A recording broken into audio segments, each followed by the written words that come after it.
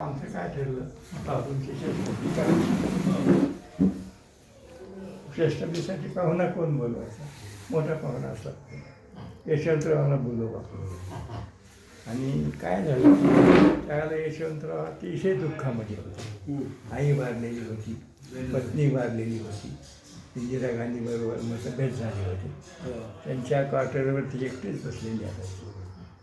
आणि आम्ही जेव्हा भेटायला त्यांना गेलो निमंत्रण द्यायला, तेव्हा तर्कतीर्थ लक्ष्मण शास्त्री जोशी रोज एक तास येऊन त्यांना समजून सांगायचे आयुष्य म्हणजे काय.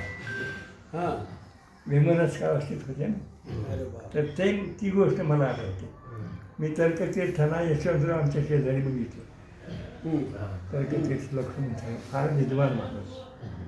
आणि यशवंतरावांनी 3 लोकांना जे सांभाळलं आयुष्यभर, त्याच्यामध्ये तर्कतीर्थ लक्ष्मण शास्त्री जोशी, मराठी विश्वकोशाची निर्मिती करा वाई तुमच्या हवाली, वि. स.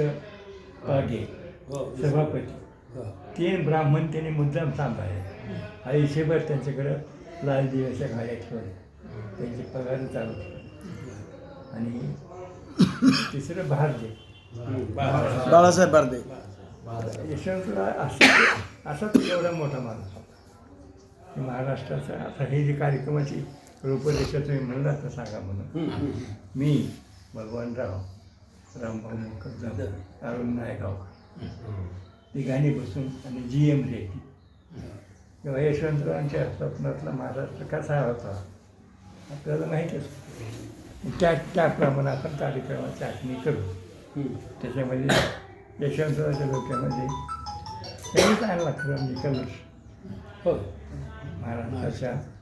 महाराष्ट्र राज्याचा कलश त्यांनीच आणला नेहरूकडून. किती विरोध झाला त्यावेळेला त्यांना संयुक्त महाराष्ट्र चळवळीच्या वेळेला. परंतु ही भाषिक रचना निर्माण झाल्यानंतर विदर्भ हा मराठी भाषिक असून तिकडं जोडलेला MP मराठवाडा निजाम राजवटीमध्ये जोडलेला राहिला पश्चिम महाराष्ट्र. हा सगळा महाराष्ट्र एकत्र करण्यामध्ये यशवंतरावांचं योगदान सगळ्यात मोठं. नेहरूंचाही विरोध होता, पण त्यांचा विरोध त्यांनी त्यांच्या पद्धतीनं कमी करून त्यांनाच आणलं. त्यांच्याच हातून मे 1960ला झेंडा फडकवला महाराष्ट्राचा.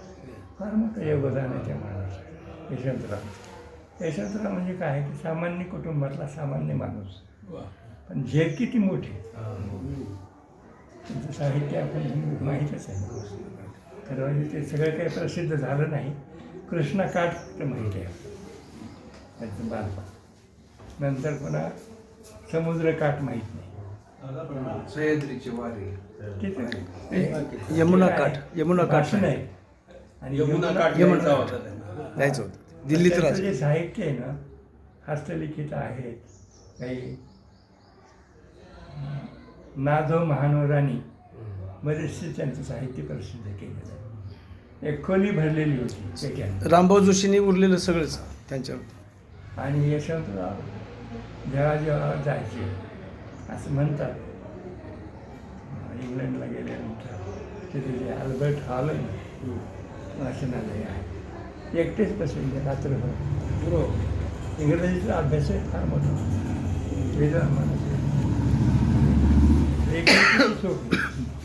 साधी भाषा, टचिंग, खूप छान. त्यांची भाषणं आपण ऐकली का नाही माहीत नाही, पण आम्ही त्या भाषणांची व्यासपीठ तयार केलं त्यांच्यासाठी. मी आणि शिवनारायणजीला केला. जिल्हा परिषद ग्राउंड, तिथं त्यांचं भाषण झालं. तर अशा जुन्या आठवणी खूप आहेत. आणि यशवंतरावांच्या स्मृती समारोह मोठा करण्यामध्ये सुरुवात केली भगवानराव लोमटेंनी.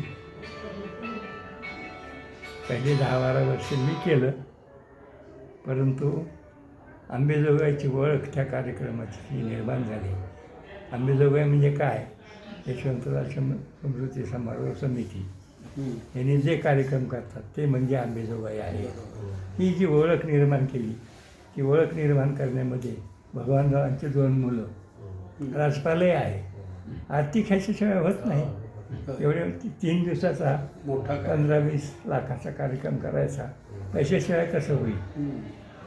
भगवानरावाच्या नंतर राजभाऊंनी मदत केली, सतीशनी मदत केली आणि लोक गोळा करण्यामध्ये दगडूचा हातखंडा. महाराष्ट्र फिरून महाराष्ट्रामध्ये असा एकही साहित्यिक नसेल की जो अंबाजोगाईला आला नाही.